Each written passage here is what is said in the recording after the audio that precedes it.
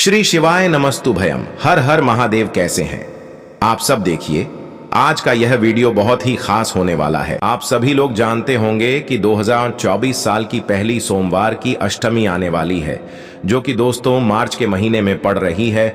और मार्च के महीने में ही जो है महाशिवरात्रि का दिन भी पड़ रहा है। इसलिए दोस्तों इस बार का जो मार्च का महीना है ना, वह पूर्ण रूप से भगवान शिव जी की कृपा का सबसे बड़ा महीना है। इसीलिए आप लोगों को इस महीने को तो बिल्कुल भी नहीं छोड़ना है, क्योंकि इसी मार्च के महीने में पड़ रही है सोमवार के दिन पड़ने वाली अष्टमी। और सोमवार की अष्ट दोस्तों साल में बहुत ही कम पड़ती हैं। इसलिए जिस दिन भी सोमवार की अष्टमी होती है, उस दिन को आप लोगों को बिल्कुल भी नहीं छोड़ना चाहिए।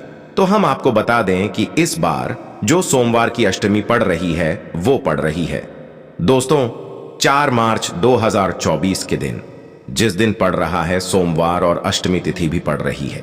इसीलिए इस दिन को सोमवार की अष्टमी जो है यहां पर कहा जाता है। अब दोस्तों इसी सोमवार की अष्टमी को, या इसी 2024 साल की पहली सोमवार की अष्टमी को, आप लोगों को 31 चावल के दाने वाला उपाय जरूर करना चाहिए। यह जो उपाय है, ये 31 चावल के दाने, 31 हरे मूंग के दाने और 31 बेलपत्र वाला उपाय है। और दोस्तों यह वाला उपाय जो भी व्यक्ति करता है ना, उसके जीवन से दोस्तों दुख और परेशानियां दूर जानी ही जानी है। उसके जीवन से जो धन समृद्धि की जो कमी रहती है वह जानी ही जानी है। उसके घर, उसके पास में धन समृद्धि आनी ही आनी है। या आपकी जो भी मनोकामना होना, वो आपकी मनोकामना पूर्ण होनी ही होनी है। क्योंकि दोस्तों सोमवार की अष्टमी का दिन होता ही ऐसा है, भगवान शिव जी को सबसे प्रसन्न करने का सबसे बड़ा ये दिन माना जाता है। इसीलिए आप लोगों को इस दिन बिल्कुल भी नहीं छोड़ना चाहिए।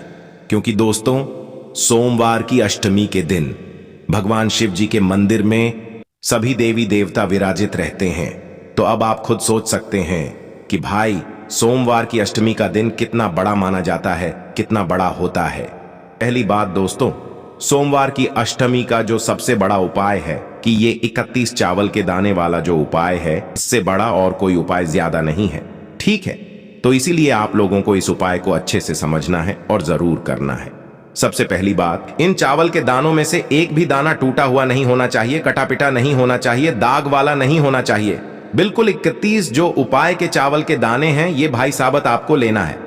बिल्कुल साबत जो चावल के दाने होंगे, 31 चावल के दाने, वो आपको छांट कर अलग से रख लेना है उपाय के लिए, है ना। तो यहां पर आपने 31 चावल के दाने तो ले लिए। अब बारी आती है 31 हरे मूंग के दाने की। ठीक है, मतलब 31 हरे मूंग के दाने की।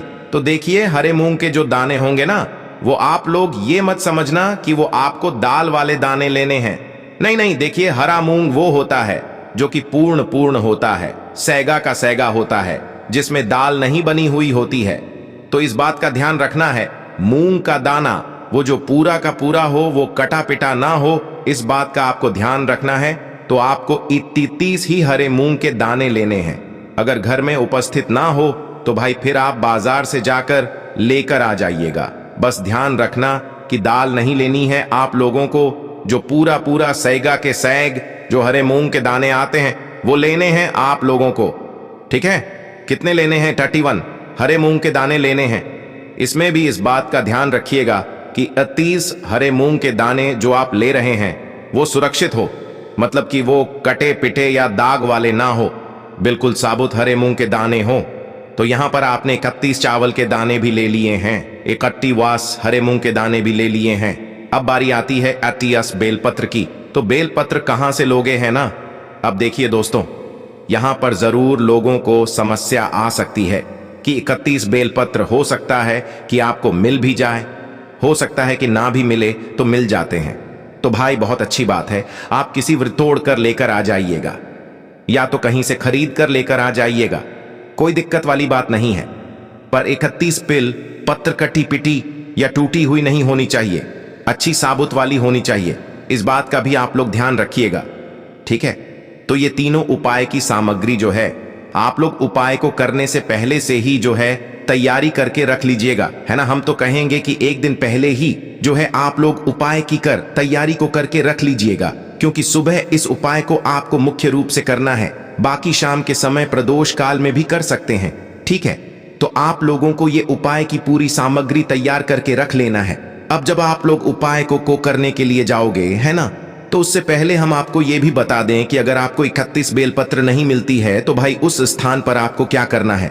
उस स्थान पर आप लोगों को भगवान शिव जी की शिवलिंग के ऊपर जो बेलपत्र छड़ी हुई होंगी उनमें से जो है 31 बेलपत्र छांट लेना है उपाय को करने के लिए। ये काम आपको जब करना है जब आपने पूरी कोशिश कर ली हो उपाय के लिए 31 बेलपत्र ढूंढने की और आपको 31 बेलपत्र ना मिली हो, तो भाई उस स्थान पर आपको भगवान शिव जी के मंदिर में ही जाकर पहले 31 बेलपत्र ले लेना है, उनको धो लेना है, धोने के बाद ही उपयोग करना है।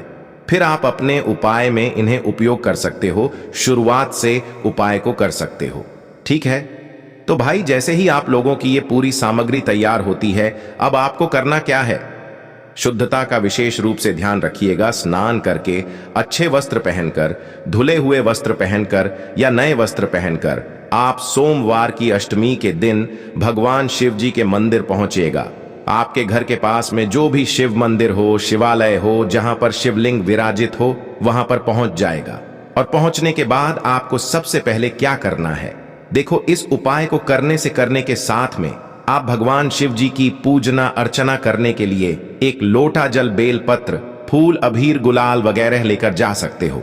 पर अलग से लेकर जाना, उपाय की जो सामग्री है वो अलग रख कर लेकर जाना, और जो पूजन की सामग्री है वो अलग रख कर लेकर जाना। पर जो उपाय होगा वो पहले जाकर उपाय ही होगा, बाद में आप अपनी पूजन अर्चना कीजिएगा। ठीक है, इसी तरीके से शाम के समय है। शाम के समय भी आप लोग अगर जा रहे हो तो शाम के समय तो जल नहीं चढ़ा सकते हो, पर बाकी चीजें चढ़ा सकते हो।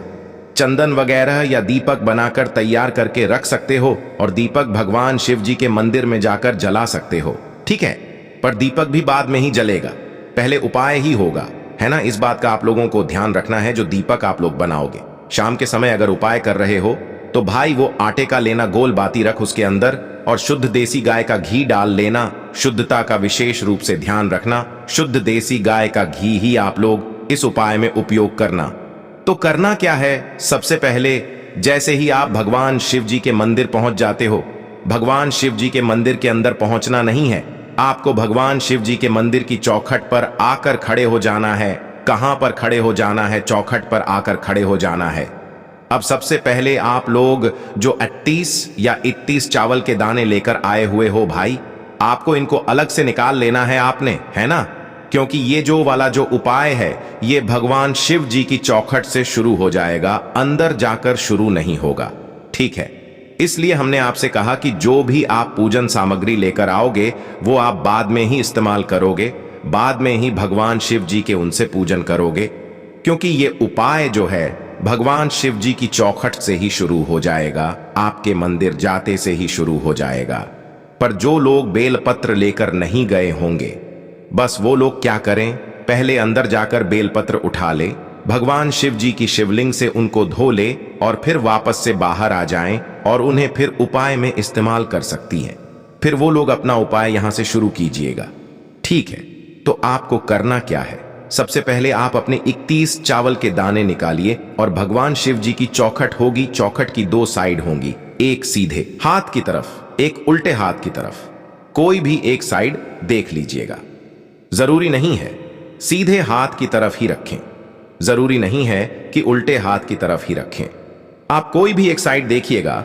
उस साइड पर सबसे पहले अपने वही 31 चावल के दाने निकालकर एक साथ अपने सीधे हाथ के थीले से भगवान शिव जी की चौखट पर रख दीजिएगा। चौखट के बीचों बीच नहीं रखना है, चौखट के कोने में रखना है। एक राइट हैंड की चौखट होगी, एक लेफ्ट हैंड की चौखट होगी। तो भाई किसी भी एक कोने में जो है आप लोगों को जो है ये 31 चावल के दाने एक साथ जो है अपने सीधे हाथ के हथेली से रख देना है। और चावल को रखने के बाद अपनी मनोकामना भगवान शिव जी से बोल देना है। जिस भी मनोकामना के लिए आप लोग यह वाला उपाय कर रहे हो, जिस भी काम के लिए कर रहे हो, ठीक है, मनोकामना बोलकर फिर आप लोग अपने भगवान शिव जी के मंदिर के अंदर प्रवेश करना उसी चौखट से। ठीक है, चावल आप लेफ्ट साइड रखो, चाहे राइट साइड रखो, कोई दिक्कत वाली बात नहीं है, पर बीच में मत रखना।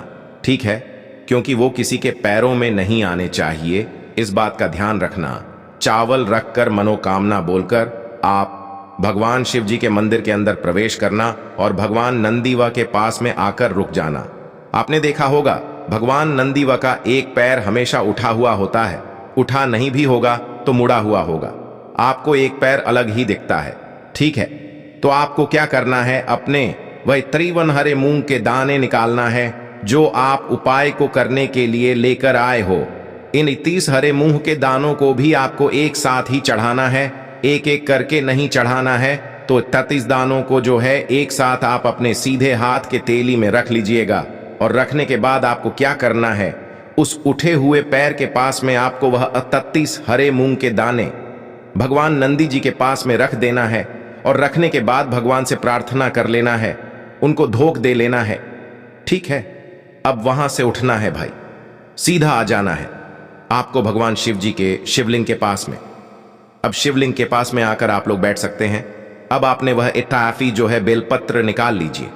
देखिए इन इतातु बेलपत्र पर आप चाहे तो चंदन भी लगा सकते हैं, बीच वाली बड़ी पत्ती पर जो आप चाहे वो लगा सकते हैं। मतलब विशेष रूप से आप चाहे तो चंदन लगा सकते हैं। अब इनका प्रयोग कैसे करना है वो सुनिए।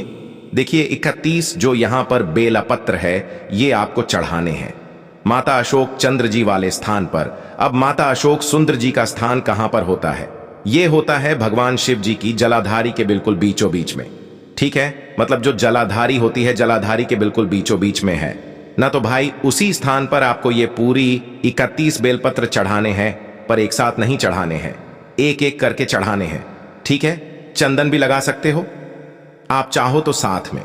अब इसके बाद में क्या करना है, इन 31 बेलपत्र को आपको एक एक करके माता अशोक सुंदर जी वाले स्थान पर चढ़ाते जाना है।